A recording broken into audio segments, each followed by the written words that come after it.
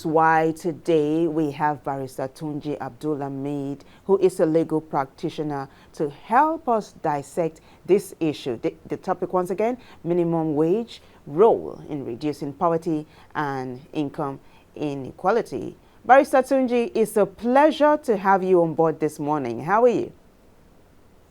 I'm fine. It's my pleasure to be with you. Thank you. I'm highly privileged. Thank you. Welcome.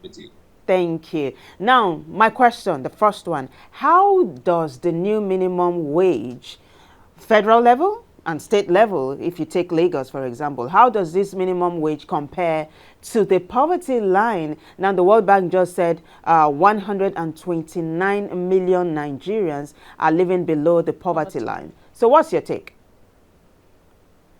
Yeah, I think for me, the minimum wage in Nigeria, it cannot take anybody out of poverty because it's not even and that my position is confirmed by what one senator said yesterday, Senator Oji Kalu, somebody who's earning 14 million naira and is still claiming that the 14 million naira is not enough to buy petrol for him to survive monthly. So it shows it is confirmation that anyone that will approve 70K or 80K for as minimum wage is not being sincere. He is aware that, look, this is not enough to do anything for anybody. What are the indices? You look at the situation on ground in the country. Look at our economic situation. Look at, assuming you want to even just say, okay, and you are earning 80,000 naira minimum wage. Let's even say that is to be used for just your electricity and the water and the gas, transportation alone, fuel. That will not even take you a week or even a day. So it shows that it's not and it's especially in Nigeria where majority are not even working and they cannot even be entitled to that 80,000 naira minimum wage because no government can, even though I'm hearing that government says it's across board that everybody, whether public or private, you must pay the minimum wage. Where would they get the money if they don't have it? The government that is paying 80, 70 or that they are paying, they are getting allocations, they are getting money from us. Source of income is sure monthly that they share. With those private companies, have you provided enable environment for them to be able to make such money? And how many people are even our public civil servants? Let's even I quit. Less than 10% of all of us. So how can that take away anybody? And you know, in a family where you have one person working, you may have about 20 dependents on that one single person who's taking 80,000 naira or 50,000 naira as the case may be.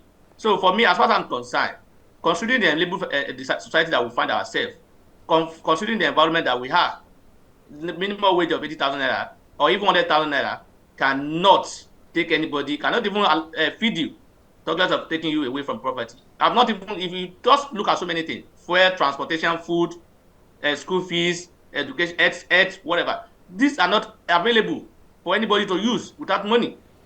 So for me, as far as I'm concerned, it is not a minimum wage in Nigeria. It's just a mere what's it called? How do I say it? It's just what it is. What it is. Right. You know, some people have come out to say, you know what we don't need is a minimum wage, but a living wage that can sustain us. Let's get your perspective to this now. What is the, how do I put it, what are the long-term benefits as well as challenges of implementing a living wage instead of a minimum wage? Yeah, they are correct. What we are supposed to have is what we call living wage. And that's why I said, look, if you are collecting money as a salary or whatever, and you cannot even sustain yourself for a week, just for only on transportation, or just only on a feeding, then you are not living because you will not even be able to focus on your job. So whatever you are taking as salary or whatever, or minimum wage or whatever it is, should be able to take care of your personal needs at least. I'm not even talking about your education of your children. I'm not even talking about health of your dependents. I'm not even talking about other things like that. I'm talking about your personal needs. Let's talk about feeding. Talk about transportation. You can't take care of yourself, and you are saying you are collecting minimum wage. What kind of minimum wage is that?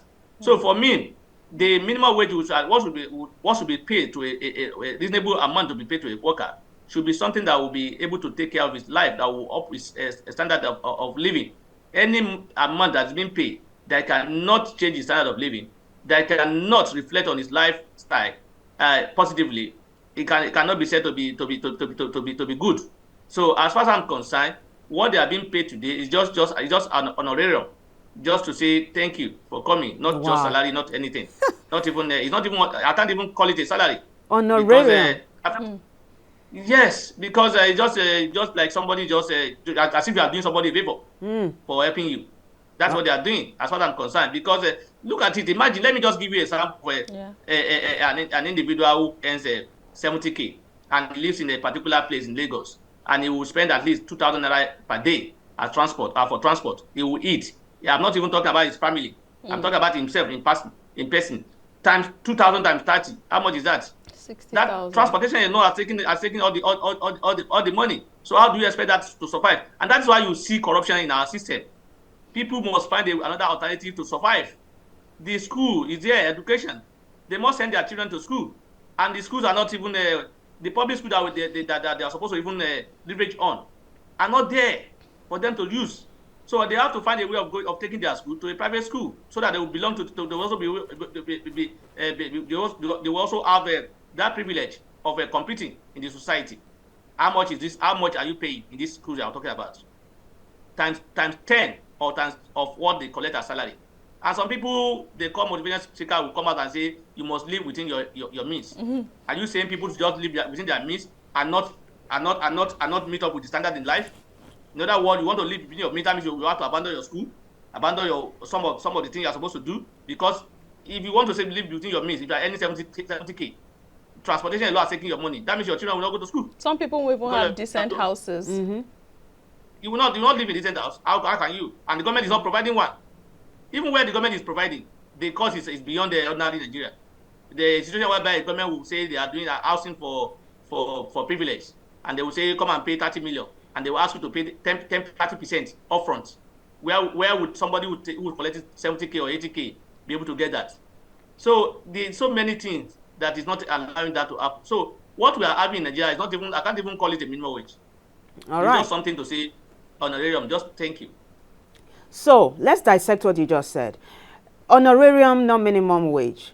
So you're advocating for a living wage. So my question now would be, what would be your peg? What would you call a living wage, considering the fact that the inflation is high and and the cost of living is very, very high? You also talked about Senator Orji Uzor Kalu, who said he takes 14 million naira monthly, and he was complaining that that cannot even buy petrol. So what would be your peg for a living wage? Would you rather have that, an increased amount for a living wage or a minimum wage, or would you say government give us subsidies in the form of electricity at affordable prices, let's see, food banks, and some other form of subsidies apart from the minimum wage? What would you have? People will not be more concerned about minimum wage or living wage when there's enabling, if there's an enabling environment. Enabling environment is saying that based on what you said, if we know that health service is something that you can afford, whether with or without money. When you know that education will not be a problem, looking for money to pay school fees for your children or for yourself will not be a problem. Knowing that electricity supply is constant and you can afford it, in paying it. Knowing that, look, whatever all the basics of economics are not present in Nigeria, and therefore whatever you pay as minimum wage, even if you pay, and that's why somebody who's collecting 14 million naira will say it's not enough. So even if you pay 500,000 naira as requested by Labour, because they broke it down, Labour when they talk about 500,000 naira or so that time, they gave you basis upon how they arrive at it. That if you pay this as transport, if you pay this as food, if you did that, but can we do it? Because how many people are even into this level that can pay 10%, that can pay this a minimum wage to their workers? Only those in government. The government government can pay it comfortably. So how many people are working for government? Less than not up to 5%. So if we are talking about majority of Nigerians, those who are into private business, what are you providing for them? You will recall recently the Lagos State government said the Lagos State worker will collect 80%, 8,000 or 85,000 minimum wage. Did you hear him say anything about private sectors? Did you hear him talk about those who are not even in employment at all?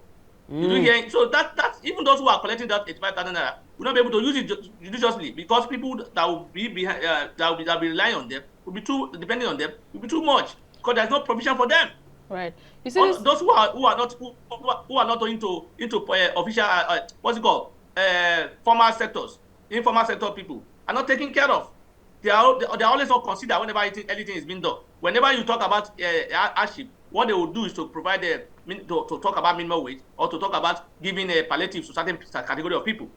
So abandoning certain category of people as if they are everybody's not suffering. Everybody is eating breakfast now in Nigeria. Right. All of us. Talking those about who have money, those who have money. Because I know before when this government came into power in 2023, to buy fuel tank for just a car, for me, it's just 15,000 naira. Today I must spend as minimum 100,000 naira, and I will use it for a week. Wow.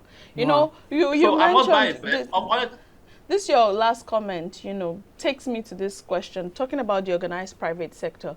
I know they came out at one point in time saying even labor was not, you know, fighting for them. It was more of the government workers, those in civil service. And like you mentioned, some of these palliatives, most of them are channeled towards those that work with the government. Now, when the minimum wage was increased, there was a conversation that they were going to, the government stated that they would jail private employers. They risk private employers that don't pay the minimum wage risk jail term. Now, let's flip the coin a bit and come to the part of these private employers. We know that the economy is taking a toll on everybody, even private businesses. Now, what are the potential economic impacts of raising the minimum wage and employment rates? Talking about these private employers that are struggling to float in this economy, and then they have to meet up with the minimum wage. Some are downsizing, some are changing their work schedules. Let us understand this and how they can be better included in structures like this from the government. I tell you, if government is to implement that law the way they are saying it, that everybody, whether private or public, must pay minimum wage, then they should be ready to have a large number of people in the unemployment market, because and be ready to also have so many businesses closed down, because you cannot give what you don't have.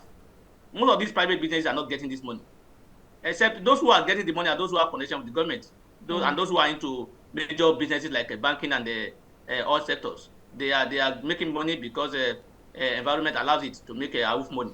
They are making money they don't work for. Sometimes because they charge you, especially the banks, they charge you all sorts of charges. You withdraw today, they will charge you. At the end of the month, they also bring another charge for maintenance. So for me, if the government wants to say this without making the environment enable, people will lose their jobs, businesses will close down, and Nigeria will be worse for it. So as far as I'm concerned, the government must provide an enabling environment. You do know that these days now, I'll use myself as an example again. Ordinary tariff, electricity tariff, I spend not less than 200K monthly. Not less than. That's just ordinary tariff, electricity. I'm not using much AC. I go out in the morning, come back in the night. If I thought I would use AC, it would be in the night. Just for how many hours? And I'm not putting on about 5-6 AC together. One, or at most 2, if my children are around. Right. So can you imagine a kind of that situation whereby if I want to charge you now as a lawyer, and now I want to say, look, the economic the situation has changed. You have to pay this. I will lose so many clients, and I won't be able to survive. And if I also want to bend my what's it called, my standard, by saying let me accommodate them, I won't be able to pay salary. I won't be able to pay office rent. I won't be able to do so many things.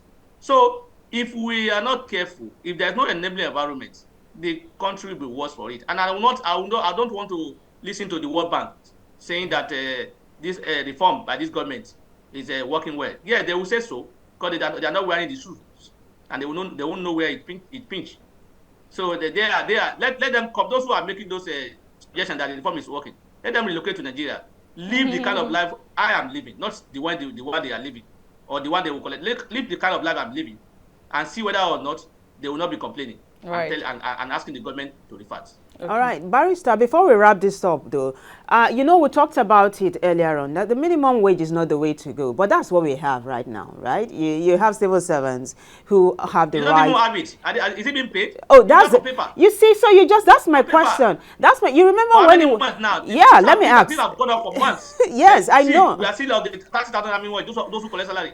Yeah. But I was going to even ask, when it was 30,000 naira, most of about 26 state governors were not even paying, you know. Now that you have it at 70,000 naira, how do you think government can ensure compliance with minimum wage regulations? For example, do you say states that are not paying minimum wage cannot come to Abuja and take their share of their FAC money that you go to collect every month? What do you think the federal government can do to ensure compliance? You know, most states in Nigeria only rely on federal allocation. Yeah. Because they are very lazy. Yeah. They are so lazy that they don't even know they have anything in their state to annest. So they rely only on allocation. And you see, you can't even this minimum wage of a thing. I even see as something that is not fair. So some states, for instance, you know, they rely on allocation. For instance, Lagos, Delta, Rivers State, and some other states, they collect as high as 500 billion monthly as a FAC allocation. Whereas states like Gombe and some other states like that on those states collect like 40 billion or 50 billion monthly. And the same people are required to pay the same set of minimum wage. No. These people are not able to pay 30,000 minimum wage. How will they now be able to pay? Although we have been told that the removal of subsidy has given enough grant for them to have more money from my federal allocation. Are we seeing the effect of this money? Let's even assume this money is being paid. What can it cover? Can it cover comparing this with the cost of things in Nigeria today? Can it even achieve anything? So for me, I think the government must do more. To enforce it will be difficult for them. The only way they can enforce it, and that will be against the law, is not to give them, if you are not paying your salary, you will not be entitled to the allocation that is due to you. But that will be against the law. So another way to be, another word what I'm trying to say is it's going to be difficult for every federal government to even implement force a state to pay. Because if we are going by true federalism, federal government has no power over the state. The states are on their own. They should be an independent. So whether they are paying or not paying, and that's why I would thought that look, they will have allowed each state to negotiate with their own labor and agree on whatever they think is acceptable to them and they can pay. So it's not for the federal government to force it on everybody and say it must be so amount. But for me, whatever amount they even agree to, as long as the environment is the way it is today, it won't make any impact. Even if we are being paid 250,000 naira monthly as a minimum wage, and the environment is what it is today, that will not have positive impact on anybody because things are difficult. You can see a bag of rice is what, a bag of beans is what, a bag of yam, a tuber of yam we have been told is 10,000 naira or so or more. I don't know about that now. We have been told rice 150,000, 100,000, beans the same way. I'm not even saying you are buying a bag of rice every month. You are buying, let's say you are even buying half or you are even buying quarter.